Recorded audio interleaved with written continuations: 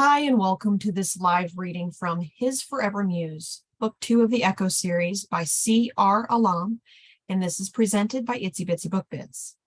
Chapter 1, Paris, the City of Light, France, Spring, 3 years earlier. The classic brass handle of the heavy apartment door slipped Calliope's damp, shaking fingers, and the door slammed shut. She froze, petrified she'd aroused the devil himself from his slumber. But nothing stirred in the night's silence except her racing heart. Only an explosion would wake him from his drunken stupor, perhaps not even that. She'd made sure of it. The ground anti-anxiety pills she'd mixed into the cognac had knocked him out, but not before he'd knocked her about first. With a suitcase in her left hand and a large leather tote hoisted over her right shoulder, she limped down from the third floor and out of the gilded cage that was her prison. Once outside, she breathed again, the chilly air easing into her straining lungs. She swept her gaze along the empty lane lit with pale golden light from the cast-iron street lamps. The residents of one of Paris's most prestigious neighborhoods were sound asleep and oblivious to anything sinister happening behind these elegant walls. Or perhaps they knew, but chose to turn a blind eye. It didn't matter. Survival was her only goal now. She forced her battered body to move into the safety of darkness. Focusing her willpower on taking step after step with her weakened legs, she had no more strength to contain her tears. These were not tears of sadness, but rage. She seethed at herself for getting caught in his web of charms and deceit. But most of all, she was furious at herself for staying. Too long. The trembles intensified as a wave of fear, anger, and adrenaline flooded her bloodstream. With another deliberate breath, she steeled herself. Too much was at stake now. She wasn't the only one at risk anymore. There would be time for a breakdown, just not now.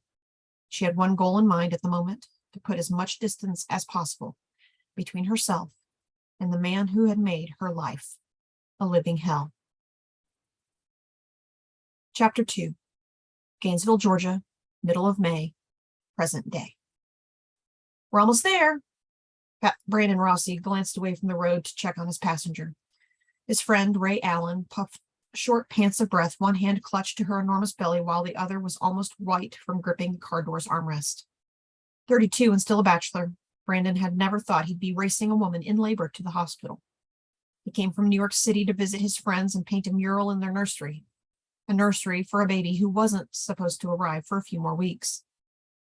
This is not how I planned it. This isn't supposed to be happening yet, Ray said breathlessly as the contraction abated. I guess your baby has other plans. Brandon made the next right as prompted by the GPS lady. It's going to be fine, Ray. No, it's not fine. Dean's supposed to be here with me. Look, he was already on his way home when I talked to him. He'll meet us at the hospital. Did you call Martha? Dean said he'd call his mother. Brandon checked his blind spot before changing lanes, passing the annoying slowpoke driving in the left lane. Conscious of his anxiety level, he took a deep, calming breath. He didn't need to get into an accident and risk both mother and baby.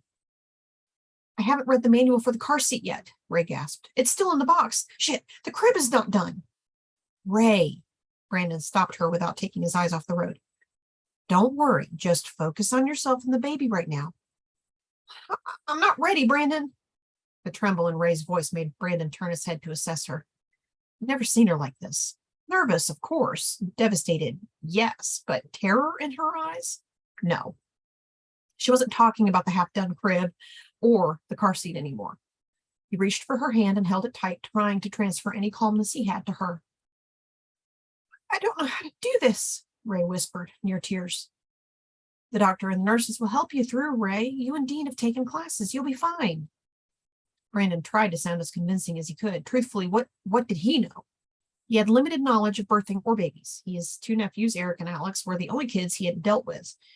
And though he considered himself a damn good uncle, he'd been little help to his brother Brady and his wife Teresa when it came to changing diapers and all.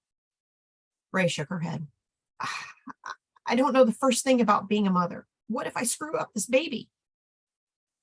Understanding where this new fear was coming from, Brandon squeezed her hand. Ray hadn't grown up in a typical family. Her mother suffered from chronic depression until the day she died, while her father had been MIA most of Ray's life. My mom didn't exactly leave me a manual on being a mother, Ray went on. What if this is the one thing I will fail at? You will not fail at being a mother, Brandon assured her. How could you be so sure? If this is the one role in life that scares you the most, I know you'll do anything to conquer it, because that's just how you work, my friend. Turning the car into the hospital entrance, Brandon kept his eyes open for a sign to the birthing center. It was easy to spot as he found Ray's husband, Dean, pacing a hole into the cement by the main door. Gone was the suit jacket and tie he'd worn to work earlier, but not his management skill.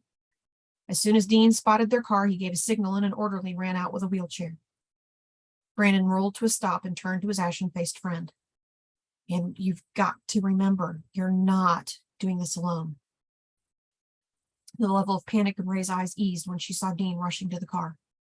Brandon witnessed color return to her face and tension in her muscles melted as trust and faith took over when her husband held her hand in his and helped her out of the car. I owe you one, brother. Dean looked into the car at Brandon. Thank you for getting her here. Glad to be of service. Go be with your wife. I'll see you in there. Brandon waved him off and gave Ray a thumbs up for good luck.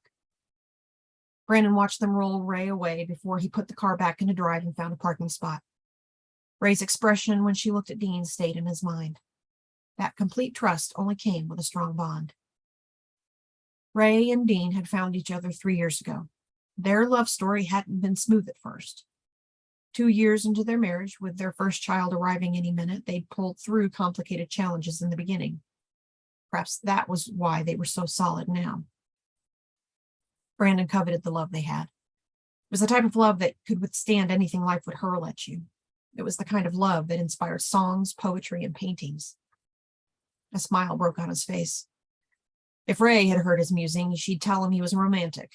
Maybe he was, though a romantic without his own love to inspire him. And if she'd heard that one, she'd tell him to go find it. In fact, she'd been telling him to do something along those lines just before her water had broke. 2 hours earlier. Ethereal, Ray marveled at the scene painted on one of the nursery walls. That's the word I've been looking for. Brandon leaned in close to the wall. With tiny strokes of his brush, he created the illusion of thick, fluffy fur on the polar bear cubs, play wrestling in a magical playground ensconced on the softest white cloud. Satisfied, he stepped back to study the mural he'd been working on for 2 days. Enchanting creatures were busy at play. Furry ones, plump ones, winged ones. Some resembled cute kittens with angel wings. Others were covered by white fur that equaled the fluffy cloud they bounced on. Cheeky monkeys climbed and leaped from the limbs of the tall trees that canopied the playground. They look so happy. Thank you. Ray came to stand next to Brandon and bumped his side with her shoulder. I'd say you've got your mojo back. Maybe, Brandon doubted, but I must say it feels good to paint again. The mural was his first creation in months.